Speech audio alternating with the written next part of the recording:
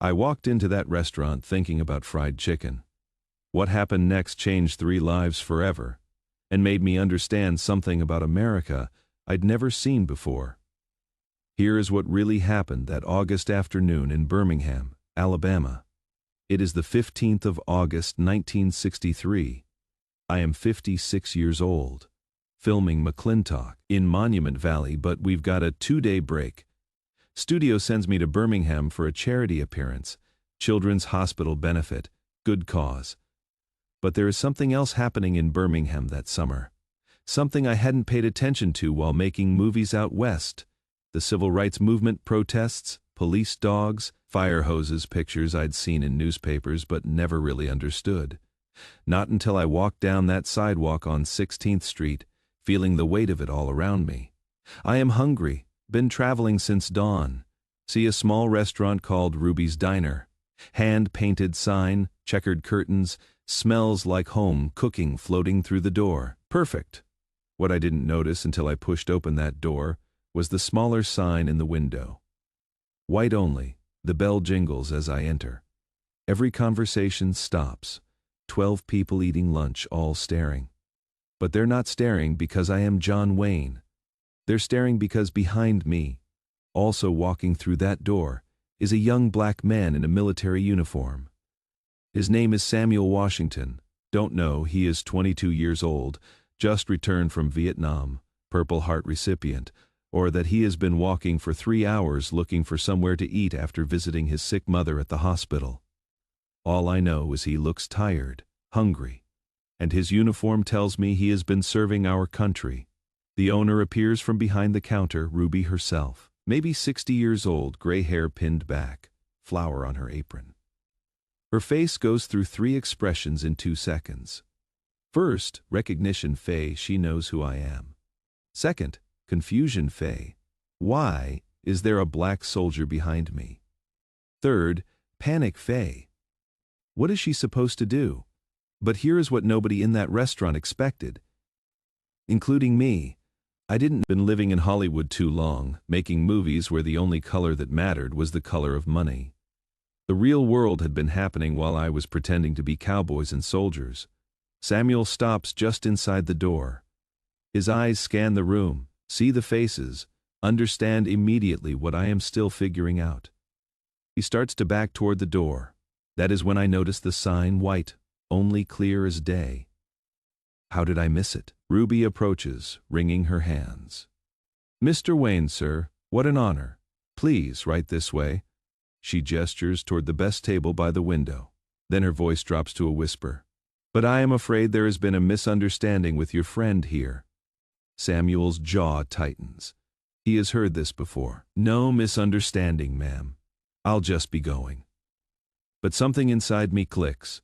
Maybe it is because I spent the morning at that children's hospital, seeing kids who couldn't walk, couldn't see, couldn't hear, but could smile when John Wayne walked in their room. Maybe it is because I noticed Samuel's Purple Heart. Maybe it is because I remember my own father teaching me that a man's character isn't written on his skin. Wait, I say, not to Ruby, to Samuel. You hungry, soldier? Samuel looks at me, confusion mixing with hope. Yes, sir, Mr. Wayne, but I understand the situation here. I look around the restaurant, 12 white faces watching. Ruby standing between us in the dining room like a referee. The silence so thick you could cut it with a cavalry saber. That is when I make a decision that surprises everyone in that room, including myself. Ruby, I say, loud enough for everyone to hear, I'd like a table for 2. Her face goes white. Mr. Wayne, we have rules here, local ordinances. I could lose my license. What kind of rules? I ask, though I already know. Well, sir, we serve white folks and colored folks, but separately. There is another establishment down the street that... This soldier just got back from Vietnam, I interrupt. He has been fighting for our country. Same country as everyone in this room now? Are you telling me he can bleed for America but can't eat fried chicken in Alabama? Every eye in the restaurant is locked on us. Some customers nod slightly, others frown. A few get up and leave, dropping money on their tables as they hurry out. But most stay. They want to see what John Wayne does next. Samuel's eyes are wide, he whispers. Mr. Wayne, you don't have to do this, I can eat somewhere else. But I've made my decision. Son, the only place I am eating today is wherever you are welcome to eat too. Ruby looks around desperately, her customers, her business, the law, all pulling her in different directions. Then she sees something that changes everything. A little girl at table 6, maybe 8 years old, tugs on her grandmother's sleeve. Grandmama, why can't the soldier eat here? He has medals. Out of the mouths of babes, the grandmother, silver-haired woman in her 70s, stands up slowly. She walks over to us, her cane tapping on the linoleum. Everyone watches. She stops in front of Samuel, looks at his uniform, at his Purple Heart. Young man, she says in a voice that carries across the room. My grandson is in Vietnam right now, 82nd Airborne. If he came home hungry and some restaurant wouldn't serve him, I'd burn the place down. She turns to Ruby. These boys fight for all of us. The least we can do is feed them. Ruby's face crumbles.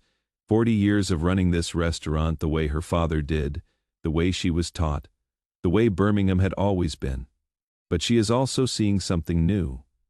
John Wayne and an old grandmother standing with a young black soldier, the past and future colliding in her dining room. Table 7, she says quietly. By the window. The walk to that table feels like a mile. Samuel beside me, still stunned. Other customers watching, some approving, some disapproving, all understanding they're witnessing something that matters. We sit. Ruby brings us menus with shaking hands. The fried chicken is very good today, she says. Her voice is different, now softer. Samuel orders the chicken. I order the same. While we wait, we talk. He tells me about Vietnam, about growing up in Birmingham, about his mother in the hospital.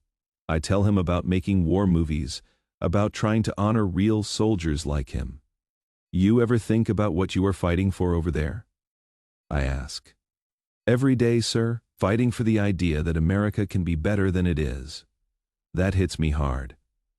This young man, who can't eat in half the restaurants in his own hometown, still believes in America enough to take a bullet for it. Our food arrives. Ruby serves us herself. As she sets down Samuel's plate, she pauses. I want you to know, she says quietly. My brother served in Korea, lost his leg there. When he came home, people treated him like a hero. You deserve the same respect. Samuel looks up at her. Thank you, ma'am. That means more than you know. As we eat, something remarkable happens. Other customers start approaching our table, not to cause trouble, but to shake Samuel's hand, to thank him for his service. The ice is breaking, one handshake at a time. An older man introduces himself as a World War II veteran. Different war, same courage, he tells Samuel. Thank you for serving. A middle-aged woman asks Samuel about his family, shares that her son is also overseas. The barriers that seemed so solid an hour ago are dissolving over fried chicken and conversation. But not everyone approves. 3 men at the corner table get increasingly agitated. One of them, wearing a business suit and an ugly expression, finally stands up. This is disgusting, he announces. Ruby, I've been eating here for 20 years. If this is how you are running things now, you've lost a customer. He throws money on his table and storms toward the door. But as he passes our table, he can't resist one more comment. Soldier boy, there might wear our uniform, but he ain't one of us. That is when Samuel stands up, not aggressive, just dignified. You are right, sir. I am not like you. When I see the American flag, I think of all Americans, not just the ones who look like me. The man's face reddens. You getting smart with me, boy. The word hangs in the air like poison. Everyone freezes. This is the moment where things could go very wrong. I stand up slowly. All 6'4" of me. The businessman suddenly remembers who he is dealing with. Sir, I say, my voice calm but carrying. That boy has done more for this country in 2 years than most men do in a lifetime. I suggest you show some respect. The businessman looks around the room. Every eye is on him. He is outnumbered by decency. He leaves without another word. Samuel sits back down, hands steady despite what just happened. You didn't have to do that, Mr. Wayne. Yes, I did. We all did. I look around the restaurant. That is what America is supposed to be about. Standing up for what is right. We finish our meal in peace. Ruby refuses to let me pay. Your money's no good here today, Mr. Wayne. Consider it my small contribution to doing the right thing. As we get ready to leave, Ruby pulls me aside. Mr. Wayne, what you did today. People are going to talk about it. Some won't like it. Let them talk, I tell her. A man has to live with himself. I can live with what happened here today. Samuel and I walk outside together. The afternoon's cleaner. What happens now? He asks. Now you go take care of your mother. I go back to making movies. Ruby keeps serving good food to good people. You think anything really changed in there? I look back at the restaurant. Through the window, I can see the customers talking animatedly. Some arguments, some agreements, but all of them engaged with something bigger than themselves. I think a few minds open today. That is how change happens. One mind at a time, one meal at a time, one conversation at a time. Samuel extends his hand. Thank you, Mr. Wayne, for seeing me as a soldier first. I shake his hand firmly. Son, I see you as an American. That is all that matters. 6 months later, I am back in Hollywood reading the trades when I see a small item in the Birmingham paper. Ruby's Diner has quietly integrated. No protests, no violence. Just a sign in the window that reads, All Americans welcome. The article mentions that the change started when a famous customer made it clear that courage isn't about what you look like, but what you stand for. They don't name me, but I know, and more importantly, Ruby knows. Samuel knows. Those customers know. I kept in touch with Samuel. He finished his tour in Vietnam, came home, used the GI Bill to become a teacher. Taught history in Birmingham for 35 years. Whenever his students asked about the civil rights movement, he'd tell them about the day John Wayne taught him that America's strength comes from its ability to change. Ruby ran that diner for another 15 years, served everyone who walked through her door. She sent me a Christmas card every year until she died in 1978. Always the same message, thank you for helping me remember what America is supposed to be.